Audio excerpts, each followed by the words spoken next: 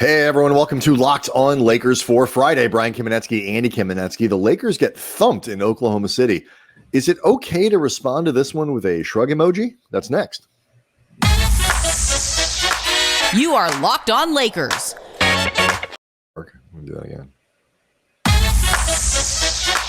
You are Locked On Lakers. Your daily Los Angeles Lakers podcast. Part of the Locked On Podcast Network. Your team every day.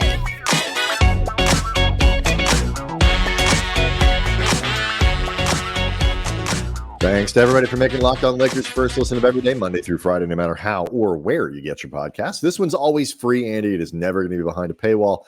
And Locked On Lakers on YouTube is where you can go talk about Thursday night's thumping in Oklahoma City, 133-110 to the Thunder. The Lakers finish off the road trip 2-2. You can talk about that game, Andy, with 22,000 subscribers, basketball fans, Lakers fans. Is it okay to kind of give this one a shrug emoji? Because I just Lakers are in a really intriguing portion of their current life. We'll talk about the shooting. We'll talk about other things that need to be fixed. We'll talk about the amount of injuries that the Lakers have and how much credit they should get. Andy, do you want to let everybody know that today's episode is brought to you by Game Time? Download the Game Time app, create an account, use the code LOCKEDONNBA for $20 off your first purchase. Both of us, Andy, are huge believers in the Oklahoma City Thunder. We both said with our friends from FanDuel Sportsbook, like, if you want to pick a long shot team in the Western Conference to make some noise that have a decent payout, you could do a whole lot worse than the Thunder. This was when they were like 65 or 70-1.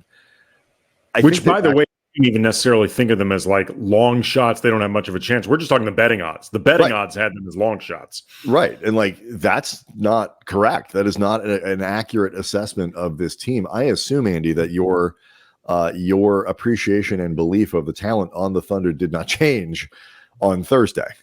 No, I mean, this was something Alex Regula and I talked about heading on Thursday's show, heading into this game. Like, under the best of circumstances, playing OKC in their building, which, you know, we've both been in, it is loud as hell, is a difficult place to play. The fans love it. They're a difficult team to play under the best of circumstances, much less the ones the Lakers were playing under, where they were missing 4 rotation mainstays, and then Jaxson Hayes, who, if nothing else, he gets regular spot minutes, if not huge minutes. But the elbow that he hurt during the Detroit game, that the hope was he was being held out in the second half, just precautionary reasons, it kept him out of this game. Cam Reddish played Tuesday in Detroit, but the groin that had kept him out, it wasn't clear whether or not it was sore in ways that weren't expected, or if it was precautionary, the second back-to-back, any type of regression. You know, from what I saw before and after the game, Darvin was neither asked specifically about it, nor did he give a specific answer. Coming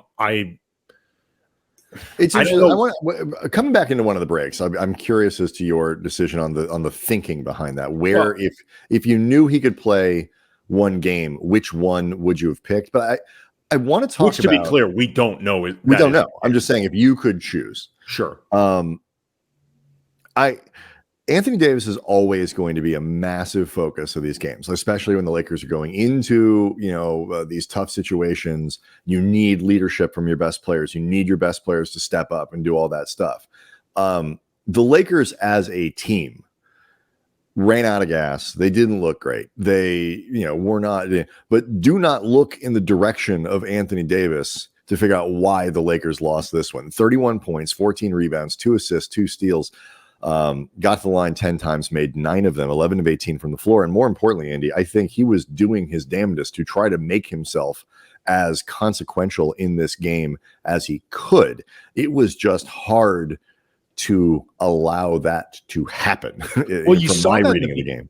You saw that in the beginning of the game when AD personally got Chet Holmgren into early foul trouble.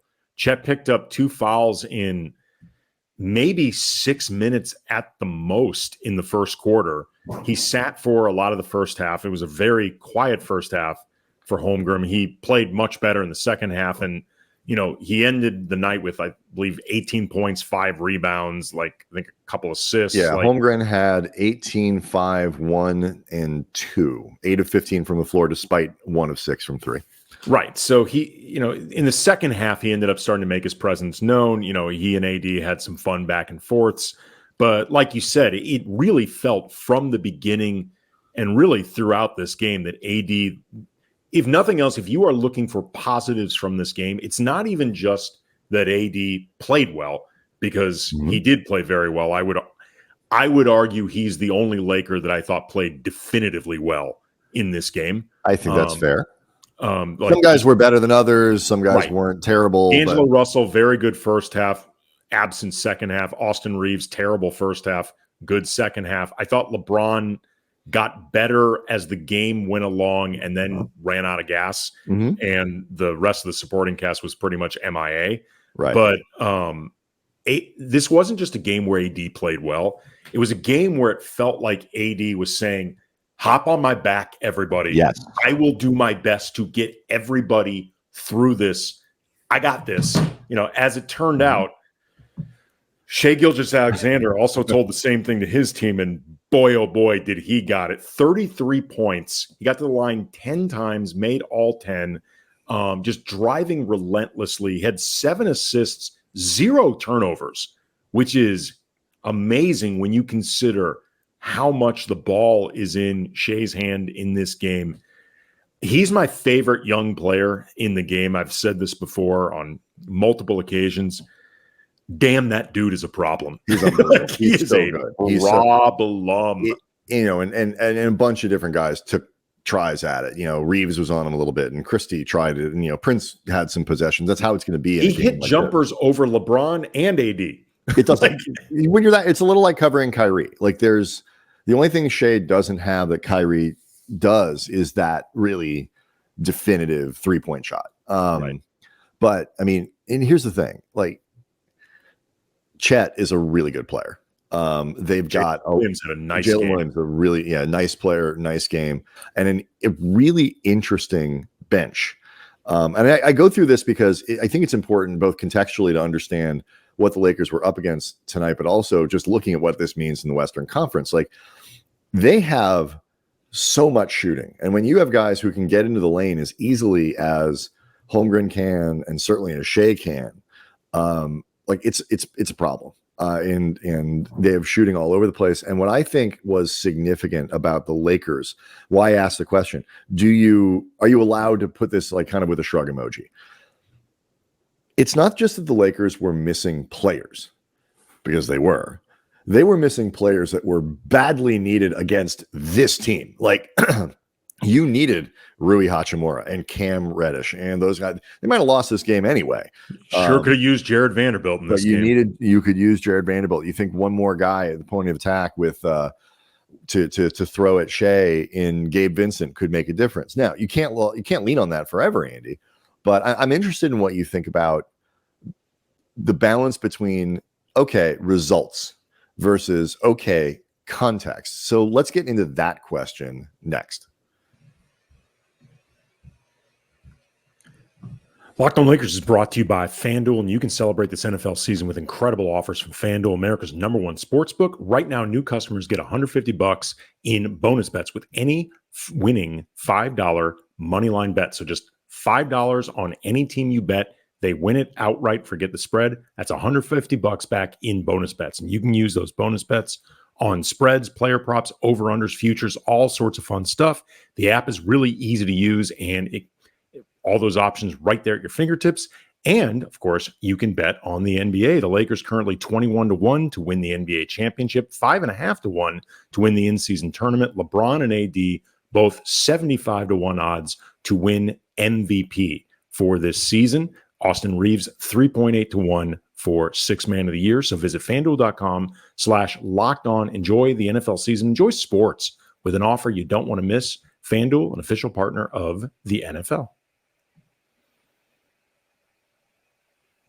Quick reminder, today's episode is brought to you by Game Time. Download the Game Time app, create an account, use the code LOCKEDONNBA for $20 off your first purchase. I I thought they were going to lose this game. And this is before I saw that like Reddish wouldn't be available, but I assumed he would be because he played in Detroit. I didn't think they were going to win.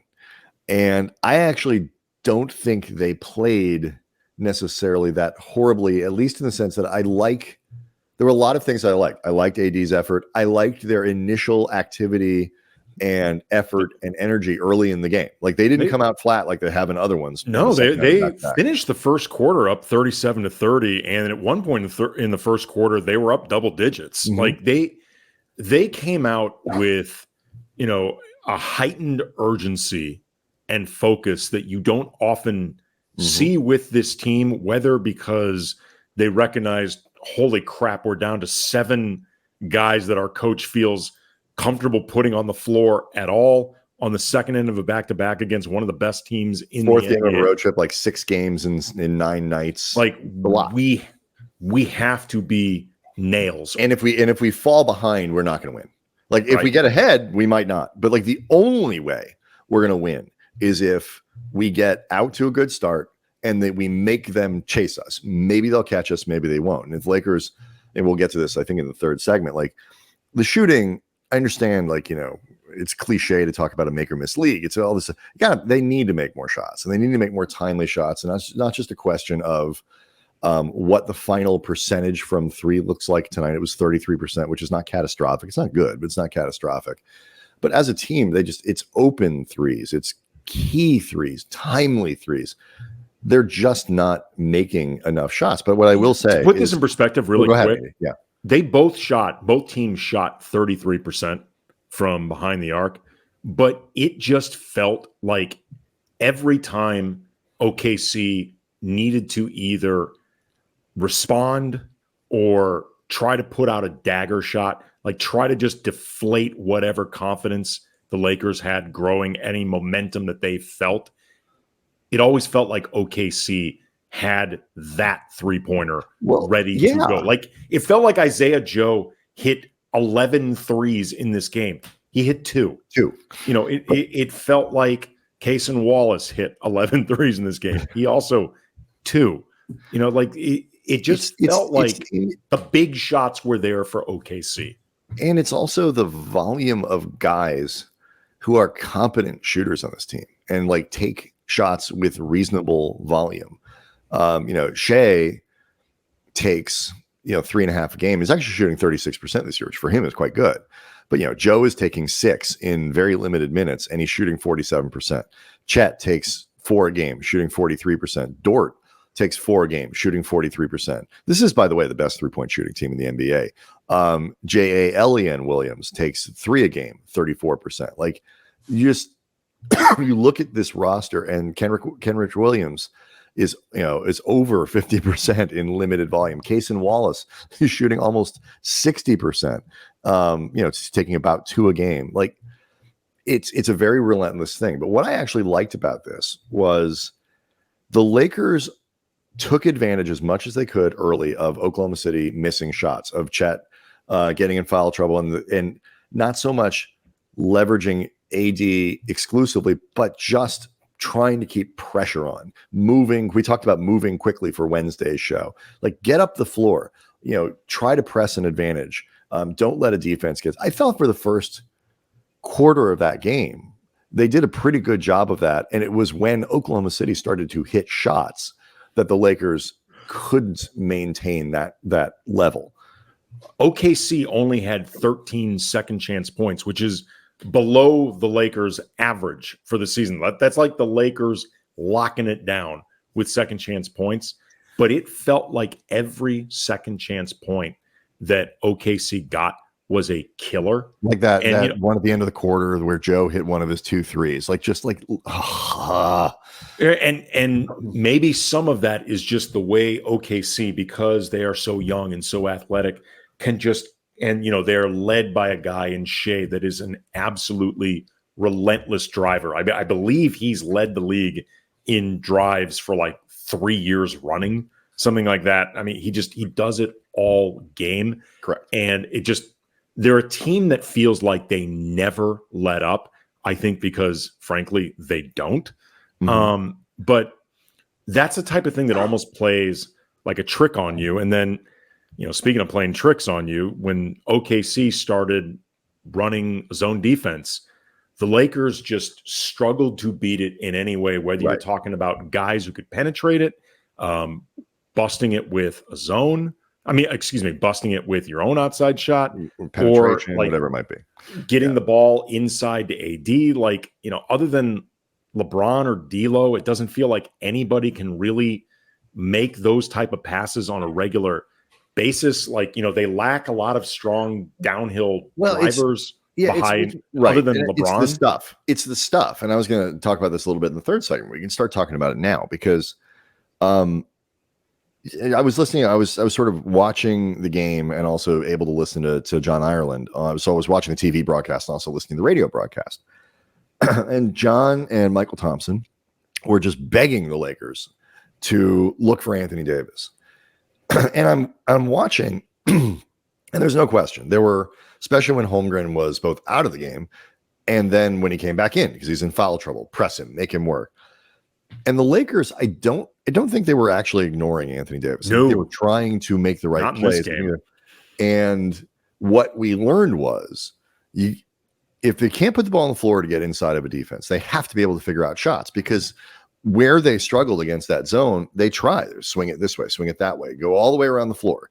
And Oklahoma City, because they didn't have to respect both the outside shot and the drive in any meaningful way. There were a couple times the Lakers got into the lane off the dribble, and almost every time they got a bucket.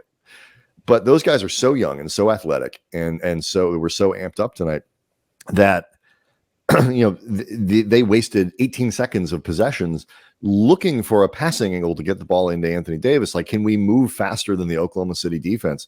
And the answer was no. I think John and Michael were a little wrong on this one. There were some times like, do you need to pull AD to the top of the floor for screen and rolls? Well, not ideal when you have, so much advantage down low. But if you can't get him the ball, then you got to bring him up and do it a different way. And I think that's the situation the Lakers were in. Yeah, they really strong. And look, we've seen other teams run zone against them, and the reasons are obvious.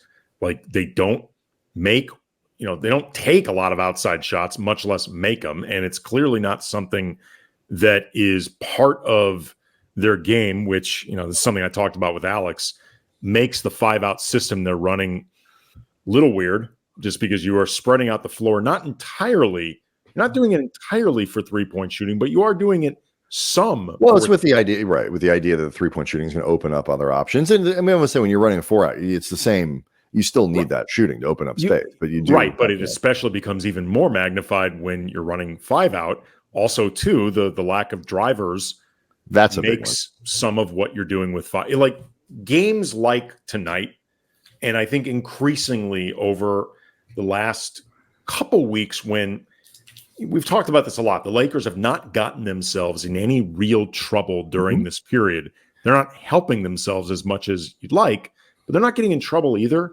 But the last couple weeks have made me wonder if they're actually set up to use their personnel as best as possible, if they have the personnel to do the things that they want. Like, when I was tonight after the game doing the post-game show for 710 ESPN, the Lakers radio affiliate, and I got at least one call that's hit on something that we've gotten in the Locked On Lakers YouTube comment section a lot. We've gotten it on Twitter at Cam Brothers.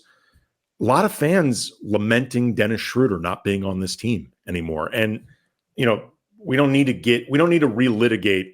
Right. But it's something the everydayers know that we've talked about. Right. Sure. We've talked about it before. I don't even know how possible it was for the Lakers to retain him. But, I'd like to think that if it was possible, they made a real effort, as opposed to being disinterested. Mm-hmm. But, that ability to beat guys off the dribble, downhill attack that you have in Schroeder, or that you, for all of his flaws, had in Russ, or even Lonnie Walker. Like, there's a part of me that has wondered over the last few days, like, when Darvin decided to go with 5-out, Like, you know what I mean? Like, was this Well, something that he just... I think it was an off-season plan where they were looking to try to figure out the shooting. And look, let's talk about this after the break, because like where are they? Like, how long do you do stuff? How much can you know? And I can't draw up 30 different plays or like a better offense for them than what they're trying to do. But where do you stand after 20 games, give or take? Like what can you feel like you're comfortable with and uncomfortable? We talked a little bit about this earlier in the week, but it's a very relevant question going forward. So we'll do it next. Locked On Lakers is brought to you by Game Time. And when I was around 12 years old, the Police, my all-time favorite band, they were on the Synchronicity Tour, and it was a really difficult ticket to get. I could not get seats, but at the time I thought, you know what? No big deal. I'll just catch the next Police tour. And you know what? They broke up right afterwards. Never got to see the Police. And I learned that day, when it comes to a concert I really want to see, Carpe Diem, do not miss out. That's why I love Game Time, the fast and easy way to buy tickets for all the sports, music, comedy shows, and theater near you. And with killer deals on last-minute tickets and the best price guarantee, you can stop stressing over the tickets, start getting hyped for the fun. They offer images of seat views, lowest price guarantee, event cancellation protection, job loss protection. And the Game Time guarantee means you will always get the best price. If you get tickets in the same section or row for less, Game Time credits you 110% of the difference. It is the fastest growing ticketing app in the country for a reason. So snag the tickets without the stress using Game Time. Download the Game Time app, create an account, use the code LOCKEDONNBA for $20 off your first purchase. Terms apply. Again, create an account, redeem the code LOCKEDONNBA for $20 off. Download Game Time today. Last minute tickets, lowest price guaranteed. I mean, so Andy, overall, I mean, if you told me Lakers are going to go 2-2 on this trip, I would say that's a good trip. I mean, it's not wildly ambitious, but 3 high caliber teams, because Cleveland is a good team when guys are healthy. 3 high caliber teams, you and 1 terrible team split, come back home 2-2. I mean, so in that sense, I'm very pleased with the trip. On the other hand, they got hammered in Philly and they got hammered in Oklahoma City. On the other hand, both of those were the second night of the back-to-back, and both of those, they're still playing shorthanded. And that might change. I know, Andy, you have a little bit of an update here. Like, that could change for Saturday against Houston. But yeah, one hopes. Mike Trudell, who is the sideline reporter for the Lakers, covers the team for the Lakers, tweeted out before the game, Darvin Ham thinks that Rui Hachimura has gotten fit for a mask following nasal surgery. Quote, we're hoping we can get some positive news when we return from this road trip. Hachimura is set for reevaluation today, Friday. I think there is at least some degree of optimism that he would be able to play in this mask, but at the very least that he would be able to play in the very near future. I think, Vanderbilt's been starting to ramp up a little bit more. The Lakers are never terribly, for better or for worse, transparent or super detailed about how this stuff works. But it does appear like Vando is getting closer. The situation with Reddish was a little bit murky, like whether or not he had a setback heading into this game because of actually playing in Detroit, or if, I suppose it could have been them not planning on playing in both ends of the back-to-back and choosing Detroit over OKC. I hope that wasn't the decision. Actually, don't mind it. Go ahead. What's your reasoning? Because you can beat the Pistons without Cam Reddish. And probably if you're going, definitely. No, he was not the reason they won that game. I agree. You can. No, dude. Right. You can beat the Pistons without Cam Reddish. Right. I agree. Yeah. They not only can, they should, and frankly, they would. I mean, Cam didn't even play that particularly well against the Pistons. If he hadn't played, I'm pretty sure they still win by a bajillion points, probably, considering the Pistons finished November winless. So if you're going to choose between the two games, to me, it makes far more sense to have Cam available for OKC, the harder game where he would have a much more direct utility. Yeah, although my feeling is almost exactly the opposite of what you're thinking with Oklahoma City, that I feel like the game that we talked about Detroit as a must win. You must win that game. you are more than likely going to lose to Oklahoma City. If you're probably going to beat Detroit without Cam, 100% agree. You're almost surely, if you're going to lose to the Oklahoma City without Cam Reddish, you are almost surely going to lose with Cam Reddish. Right, but I think the Lakers make sure you win the game that you have to win. Right, but the Lakers, I think, had a better chance of beating Oklahoma City than losing to the Pistons. Maybe there's a small difference in the percentage. Like maybe you're being overcautious with what seems like a very sure victory in Detroit or whatever it is. But I am weighting it less about like trying to parse the odds of, does Rui give me Cam give me a 5% better chance against Oklahoma City 10, whatever, and just making towards, just in my opinion, making sure that you win the game that you have to win. They don't need Reddish to make sure they need to show up. If they show up, they will make sure. I understand your point. I just don't agree. I think that is a good. I think that's good logic for a lot of situations. Like I remember we talked about that last year with AD, the way they were handling his back-to-backs coming back from the stress injury in his foot when they were chasing those wins, when every single win truly mattered. Mm-hmm. And in that case, they were weighing, okay, this is a more winnable game. We have to win it. In that sense, I thought it made sense. This game against Detroit was so effing winnable that I don't think the logic there holds. Okay, I get it. I understand your point. I just don't agree. Okay, but you're content to be wrong. It's fine. It's fine. It's happened before. I'm sure at some point next year it'll happen again. One thing I will say, like I that's the question. Like shrug emoji in the cold open. I want to make it clear, by the way, too. We don't know that was no idea why Cam didn't play. Right. It wasn't what the logic was or whatever. But that was my. I just hope it wasn't a setback. That's my concern. Right. That's the bigger concern. I feel like you have a situation where, I couldn't get that upset about Thursday's game. Like it's disappointing. You want them to do, but like at some point, like I get it. Like show up, have the heart. I don't think it was any. I think they just got beaten by a better team that is less fatigued than them on their home floor, playing under difficult circumstances with valuable players missing. Now, here's the big question. When those guys come back, are they better than Oklahoma City? Don't know. Not sure. I think this could be, in some ways, a very challenging matchup for the Lakers, although they have the ability to leverage AD's size, I think, against this team if they can shoot the ball. But that's a separate question from, like, should they have won tonight's game? Should they have won on Thursday? It's a separate question to me. I understand everything you're saying in terms of the particulars that would prevent you from freaking out, or like the idea that this would be considered like a disgusting loss. And I don't think it was a disgusting loss. No, Philly was kind of gross. Philly was gross because of the effort and the intensity. Philly was like downright nauseating. Like their 15-point loss to the Kings. That was a pretty bad loss. The loss they had to Orlando was fairly nauseating. Like they've had some other ones that hurt more than this one or may aggravate you more.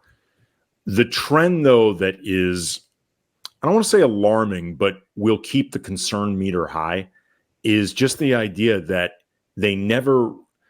we've yet to see a game against a really good opponent where it's felt like they've controlled it from start to finish, or controlled it for the majority of a game. Right. Like in a way where it felt like, the Lakers are playing a really good team.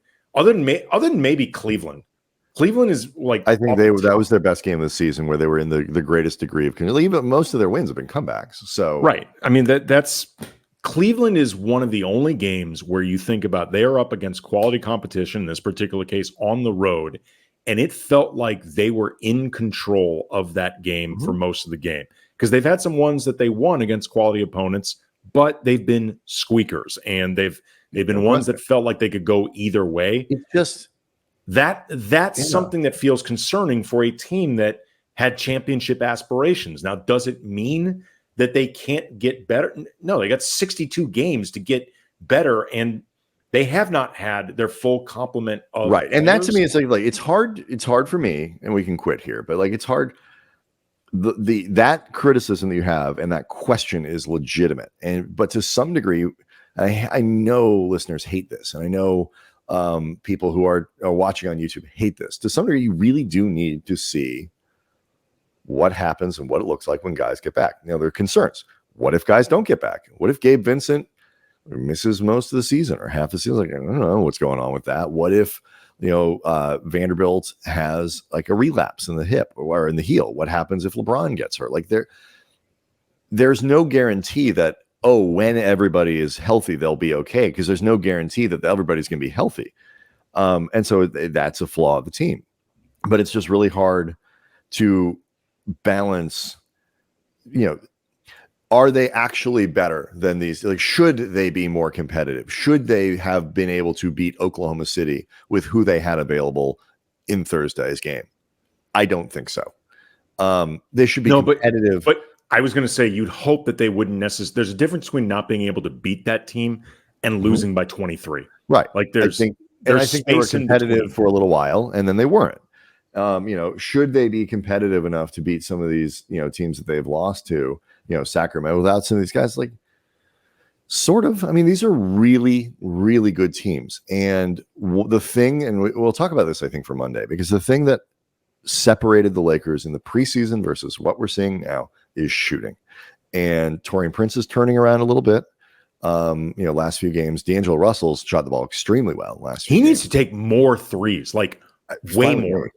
He needs to take 2 or 3 more minimum per game. Reeves had a bad shooting night on Thursday. It's like it hasn't meshed, and Wood has sort of disappeared, and his offensive contributions are really just been non-existent. You can only depend so much on Max Christie. So it's just my concern is that if you can improve the shooting, if the shooting doesn't improve, the health will matter, but it won't matter nearly as much as we want it to. So we'll see what happens on Saturday. Lakers play at home against the Rockets before the big tournament game at home against the Phoenix Suns. We'll obviously have coverage of both of those games following them when they're done. Locked On Lakers on YouTube is where you can go hang out with about 22,000 subscribers, all of whom are trying to figure out this team. Reminder again, this episode brought to you by Game Time.